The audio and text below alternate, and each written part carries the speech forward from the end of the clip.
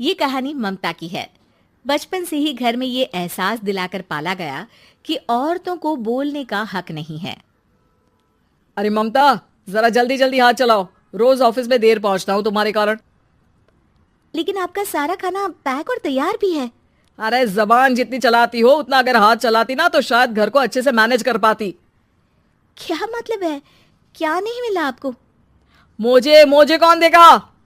ममता भागकर पति को मोजे देती है। वो हर किसी का ख्याल रखती, लेकिन उसके घर में रोज का रोना लगा रहता। अरे माँ, आज स्कूल में टीचर ने मुझे फीस के लिए डांटा। माँ, मुझे अच्छा नहीं लगता कि स्कूल में फीस के पैसों के लिए मुझे कोई भी बात सुनाए। अरे पर बेटा, ये तो पापा करते हैं ना, सारा ऑनलाइन। मुझे तो इसकी जानकारी भी नहीं है। हाँ हाँ, बना लो बच्चों के सामने मुझे बुरा। अरे करता तो मैं ही हूँ, माना, लेकिन मुझे कोई सपना थोड़ी ना आएगा कि बच्चों की फीस जमा करनी है। अरे बताओगी तो तुम ही ना। ममता की अब ये आदत में शुमार हो चुका था। वो हमेशा हर बात के लिए खुद को ही दोषी मानती। एक दिन वो पड़ोस की दोस्त से कहती है, समझ नहीं आता यार, मैं इतनी डम कैसे हो सकती हूँ। बात तो सही भी है ना। अब पति बेचारा नौकरी करे, पैसे कमाए, या फिर ये देखे कि बच्चों की फीस का वक्त है। क्या करूँ यार। पता नहीं, मेरे पति तो सारा काम खुद ही करते हैं। वो तो कहते हैं कि तुम थक जाती होगी, सारा दिन घर बाहर बच्चे। तो अच्छा, ऐसे भी पति होते हैं क्या? अरे क्या बात कर रही है? भाई साहब कभी तुझे किसी बात के लिए सुनाते नहीं? किसने कहा नहीं सुनाते? अरे ये पति चीज ही ऐसी होती है कि बिना पत्नी को सुनाए उन्हें चैन की नींद कहाँ आती है। तो तू भी परेशान रहती होगी कि कैसे, क्या, कब भूल गई। अरे वो तो मुझे बस इस बात के लिए ताना देते हैं कि मैं वक्त पर खाना क्यों नहीं खाती या पार्लर जाकर अपनी साज सज्जा क्यों नहीं करवाती। पड़ोसन बोल ही रही होती है कि ममता के बेटे की आवाज आती है। अरे माँ, क्या हो गया? लग नहीं रहा कि आज आप मुझे पानी भी देगी। अरे कब से खाने के लिए वेट कर रहा हूँ। अरे यार, मैं चलती हूँ, बेटा खाने के लिए वेट कर रहा है। मैंने उसे खाना भी नहीं दिया। अरे 12वीं में पहुंच चुका है तुम्हारा बेटा, उसे बोलो खुद पानी लिया करे। मैंने तो अपने बच्चों को काम करना सिखाया है। अरे यार, खुद की भी तो कोई लाइफ है। माना जब नहीं कर सकते थे तो किया, लेकिन अब इतने बड़े बच्चों की हर बात मानेंगे तो मुश्किल तो अपने को ही होगी। ममता को पड़ोसन की बात में दम तो लगता है, लेकिन करे क्या, आदत भी तो खुद ही ने डाली थी। ममता घर जाती है कि तभी बेटी आ जाती है। माँ, परसों मुझे एक शादी में जाना है। तेरी वो जो लाल वाली साड़ी है ना, उसे दे देना। मैं आज जाकर टेलर को दे दूंगी, वो उस साड़ी से सूट बना देगा। अरे नहीं नहीं तारा, वो मेरी माँ ने मुझे दी थी और उस साड़ी से मेरी काफी भावनाएं जुड़ी हैं। तुमको ना मैं दूसरी साड़ी दे दूंगी। ओके, कोई बात नहीं, लेकिन आज दे ही देना पक्का। तारा माँ की साड़ी से सूट बनवाकर पार्टी में जाती है, लेकिन जब वो पार्टी से लौटती है, क्या है, मैं तो समझ ही नहीं पा रही हूँ। अरे जब वो साड़ी मांगी थी तो ये छल्ली सी साड़ी क्यों दे दी? मैं ही पागल थी जो इस साड़ी का सूट बनवा लिया मैंने। माँ, जानती भी हो कि कॉलेज में मेरी कितनी हंसी उड़ी। तभी वहां ममता का पति सुनील आ जाता है। अरे गवार औरत, जब बेटी साड़ी मांग रही थी तो दे देती ना। अरे पापा, इनके तो इमोशंस जुड़े थे उस साड़ी से। ममता इतने सब के बाद भी कुछ नहीं बोलती। मेरी बेटी की बेइज्जती हो गई। मैं बिल्कुल बर्दाश्त नहीं कर सकता ये। मैं नहीं चाहता कि मेरी बेटी से कोई भी ज्यादा सुंदर लगे पूरे कॉलेज में। जी, वो पढ़ने में तारा बिल्कुल अच्छी नहीं है, उसकी पढ़ाई पर आप ध्यान दीजिए ना। अच्छा, अब तुम मुझे बताओगी कि मुझे किस पर ध्यान देना और किस पर नहीं।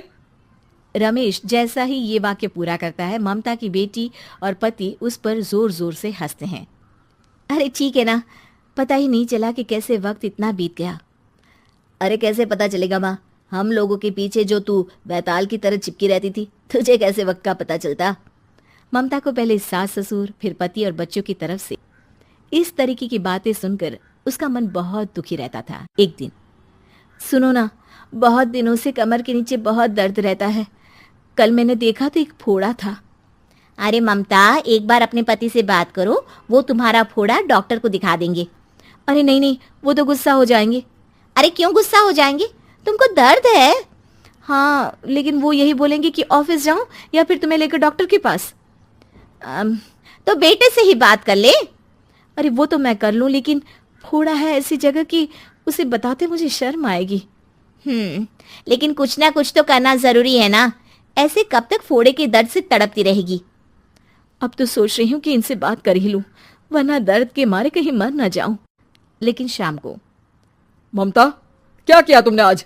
खाने के डिब्बे में कैसा खाना दिया था? दाल खराब हो गई थी। कब की थी? दाल तो मैंने सुबह ही बनाई थी, खराब कैसे हो गई? अच्छा सुनिए ना, मुझे कहना है कि अरे गरम दाल बंद करोगी तो ऐसा ही होगा ना। बेइज्जती हो गई सबके सामने मेरी। ऑफिस वालों ने ऐसा मजाक उड़ाया कि क्या बोलूं। कल से ठीक से खाना देना है तो देना, वरना खाना देना बंद कर देना। बाहर खा लूंगा मैं। ममता, जो पति से अपनी परेशानी बताने वाली थी, वो अब ये सोचने लगती है कि कल से पति को खाने में क्या दे। अगले दिन ममता थकी थकी सी हालत में, आप लोगों के लिए नाश्ता बना दिया है, खाना बनाने की हिम्मत नहीं है आज तो। रात भर सोकर थक गई है ना, इसीलिए तो खाना नहीं बना सकती।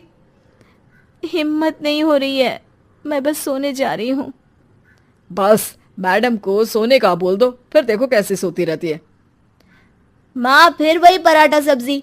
अरे हमारे साथ के दोस्त एक से बढ़कर एक नाश्ता खाना लेकर आते हैं, आप तो बस। सभी घर से निकल जाते हैं, लेकिन जब शाम को बेटा घर आता है तो घर में अंधेरा रहता है। बेटा लाइट चलाता है। क्या माँ, तुम्हारा भी जवाब नहीं है बिजली का बिल बचाने के लिए? वो बोल ही रहा होता है कि सामने माँ जमीन पर लेटी मिलती है। वो उसके पास जाता है। अरे माँ, क्या हो गया माँ? तभी वहां पड़ोसन आती है। अरे बेटा, तुम्हारी माँ के पैर के पास एक फोड़ा है, जिसके कारण ये लगातार कमजोर होती जा रही थी। मैंने उसे पहले ही कहा था कि घर में बता दो, लेकिन तुम्हारी माँ किसी को तंग करना नहीं चाहती थी। तभी वहां डॉक्टर आ जाता है। अरे इनके ऑर्गन में दिक्कत है, कोई बात है जो इनके मन में खटक रही है। अरे नहीं नहीं, इसके मन में कोई बात नहीं है, कोई काम है नहीं ना इसके पास, सारा दिन बस घर में ही रहती है। देखिए, मैं तो ये नहीं जानता, लेकिन हाँ, इनके मन में हमेशा कोई बात रह जाती होगी, इसलिए उनकी ये हालत है। अगर आप समय से नहीं ले आते तो हो सकता था कि। अरे नहीं नहीं डॉक्टर साहब, हम पूरी कोशिश करेंगे कि वो ठीक हो जाए। हम लोगों ने अपनी ही परेशानी माँ के सामने रखी, लेकिन किसी ने माँ की दिक्कत को जानने की कोशिश तक नहीं की। हाँ, मैंने भी ममता को हमेशा घरेलू जरूरत से ज्यादा काम का नहीं सोचा था। ममता को होश आता है और वो खुद को अपने बेडरूम में देखती है। वो उठने की कोशिश करती है कि माँ, अब आप नहीं उठेंगी, हम लोग है ना, हम लोग आपको पूरी तरह से खुश रखने की कोशिश करेंगे।